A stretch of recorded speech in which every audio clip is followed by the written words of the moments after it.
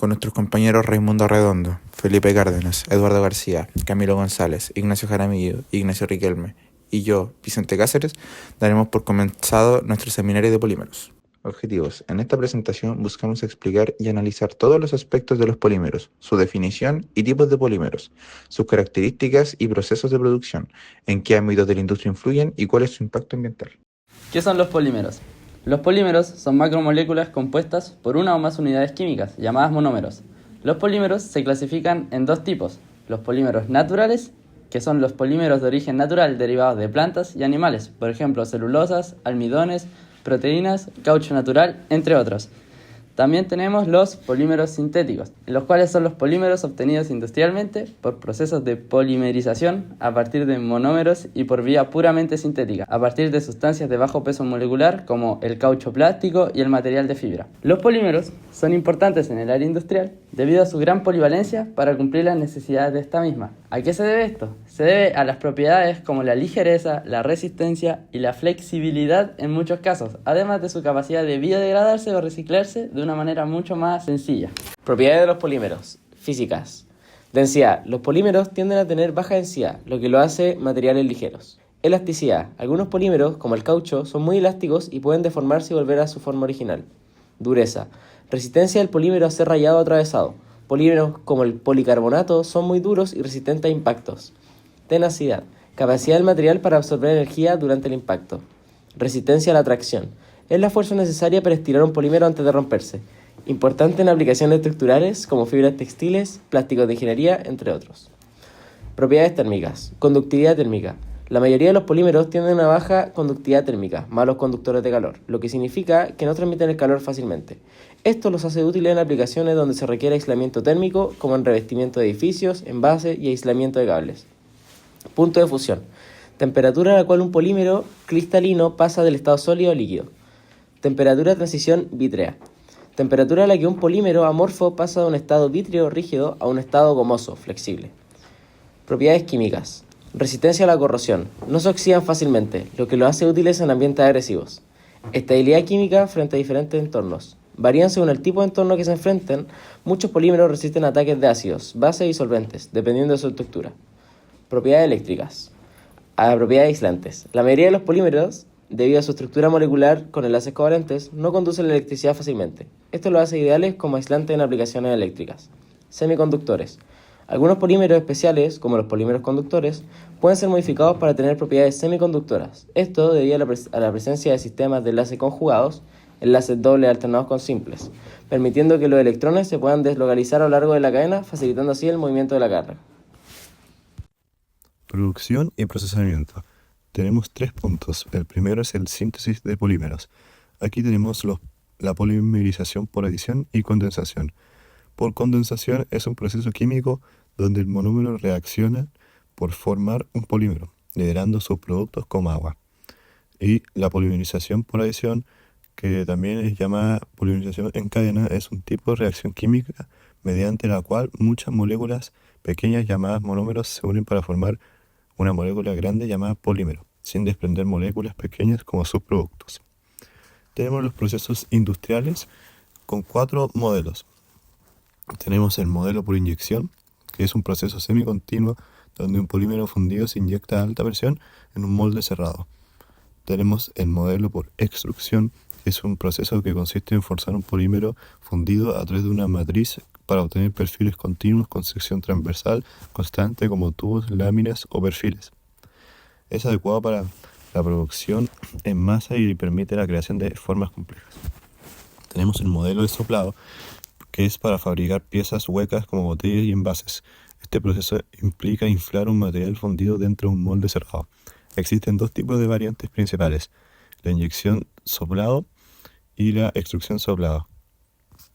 Que la inyección soplado se inyecta en un polímero fundido en un molde para formar una preforma, y la extrusión soplado se destruye un tubo de material fundido que luego sopla en el molde para obtener la forma deseada. Ambos métodos son eficientes para producir envases de alta calidad. Tenemos el último punto, que es el termoformador, que consiste en calentar una lámina de plástico hasta que se vuelva flexible y darle forma utilizando un molde. Por último, hablamos de los reciclajes y reutilización con los métodos mecánicos, químicos y térmicos. El método mecánico es el método más utilizado actualmente. Consiste en triturar, limpiar y fundir plásticos para formar nuevos productos sin alterar su estructura química. El reciclaje químico es este proceso de descomponer los plásticos a nivel molecular para obtener monómeros que pueden ser utilizados en la fabricación de nuevos productos. Y por último, el reciclaje térmico implica la conversión de plásticos en energía mediante procesos como la incineración controlada, aunque reduce el volumen de residuos, puede generar emisiones contaminantes y no recupera materiales para nuevos productos. Los polímeros son aplicados en diversas industrias. Primero, en la industria de la construcción y la arquitectura podemos encontrar el polímero PVC o cloruro de polivinilo, que nos sirve para sistemas de drenaje y tuberías, marcos de ventanas y puertas y revestimientos de paredes y techos.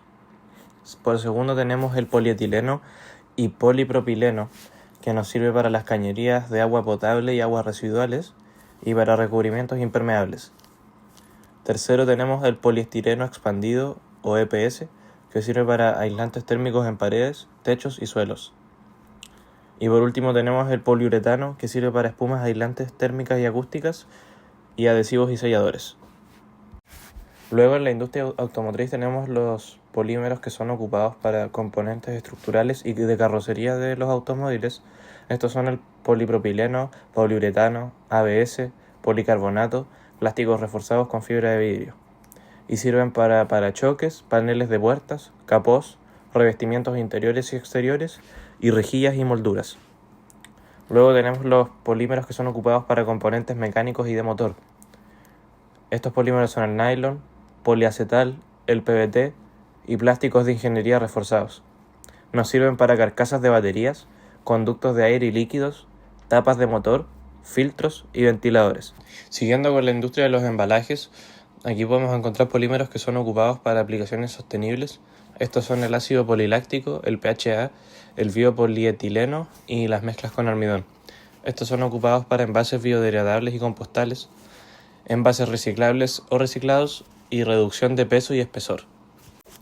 Por último tenemos la industria de la energía, donde encontramos los polímeros que se ocupan para paneles solares, que son el etileno vinil acetato, el PET y PVDF, las siliconas, policarbonato y PMMA.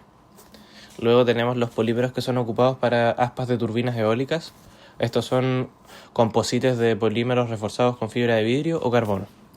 Luego tenemos los polímeros ocupados para cables eléctricos y componentes electrónicos, para membranas de intercambio protónico y para recubrimientos biodegradables o reciclables en baterías. En el impacto ambiental podemos observar varios problemas asociados, en especial la contaminación por polímeros, en especial plásticos y microplásticos. Tiene graves impactos en los ecosistemas tanto terrestres como marinos. La contaminación plástica puede alterar hábitats, reducir la adaptación a cambios climáticos, afectar la vida de millones de personas y causar problemas de salud. Además de ser un factor en la crisis climática, los microplásticos, partículas de plástico menores a 5 milímetros, se acumulan en el medio ambiente, especialmente en el mar, y pueden ser ingeridos por la fauna marina, causando daños como asfixia, reducción de la ingesta de alimentos, cambio de comportamientos y alteración genética. Dentro de las soluciones tenemos dos más viables, las cuales serían los polímeros biodegradables, donde es básicamente que implica la creación de materiales que descomponen naturalmente en el medio ambiente, a diferencia de los plásticos convencionales que pueden persistir durante siglos. Esto se logra a través de la utilización de recursos naturales como almidón de maíz, celulosa o mediante la síntesis de polímeros biodegradables a partir de fuentes renovables como el ácido láctico.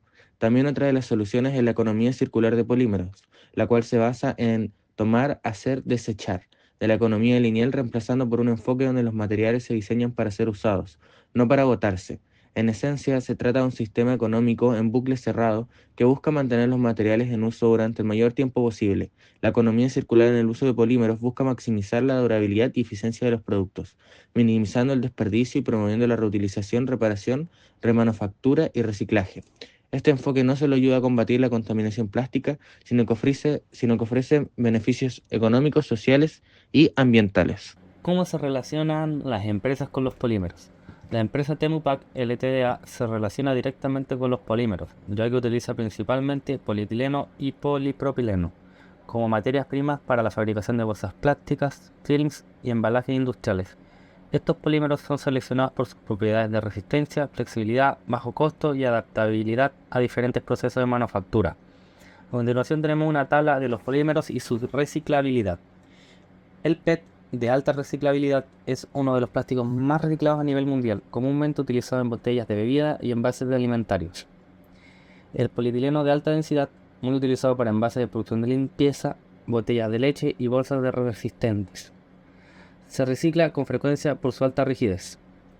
El polietileno de baja densidad. Se emplea en bolsas plásticas de supermercado, envoltorios films y su bajo peso y gran flexibilidad. El polipropileno de reciclabilidad moderada. Utilizado en envases de yogur, tapas de botella, sorbetes, entre otros. Los multicapas o mezclas. Estos materiales combinan diferentes tipos de polímeros, como por ejemplo el plástico o con aluminio, lo que dificulta su separación y reciclaje. A continuación visualizaremos el video de procesos de cómo se utilizan los polímeros en las empresas. Amigos, mi nombre es Steven Orlando Granados Galindo, de la ficha 1750590 en análisis de materiales para la industria. Competencia de materiales poliméricos. En este video vamos a ver el proceso de extrusión por película. Vamos a ver partes de la máquina, proceso y producto final. Primero que todo, vamos a ver las partes de la extrusora. Tenemos parte inicial, la tolva, donde se ingresa el material, ya sea polietileno de baja densidad, polietileno de alta densidad o polietileno lineal de baja densidad.